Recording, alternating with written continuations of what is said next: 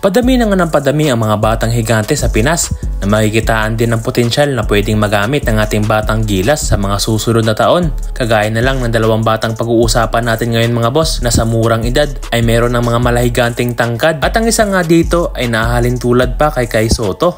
So unahin na nga natin mga boss, itong batang si Kirby Collado na siguradong magugulat ka at mapapahanga ka sa batang to.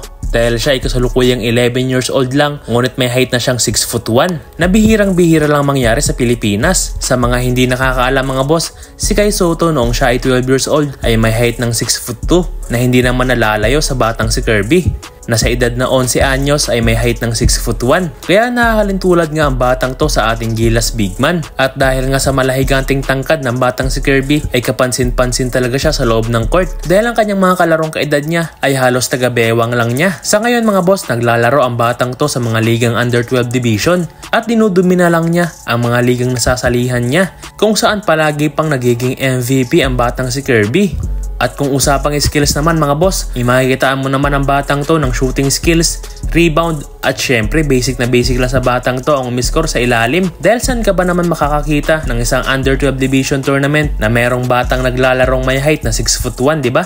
At ang maganda pa sa batang to ay marunong na tong gumamit ng katawan na maganda para masanay na siyang makipagpisikalan at makipaggulangan in the future. Siya nga pala, meron ding projected height na 7'footer ang batang si Kirby. At mayroon pang isang batang higante mga boss na nagangalang Sander Maranan. Ang batang to ay kabilang din sa mga nag-tryout sa ating Gilas Under 16. At maisingit ko lang mga boss no, maaari bang pakipindot naman ng like at mag-subscribe ka na sa ating channel. At isa rin to sa mga napansin ng mga coaching staff ng batang Gilas. Ang batang si Sander naman mga boss ay may edad na 15 years old at may height ng 6'7" at mayroong projected height na 7'footer. At marami na siyang nasalihang malalaking liga kagaya na lang ng NBTC, MPBL Junior at UAAP Junior. Kasalukuyan naman tong naglalaro sa NU Bulldogs Under 16.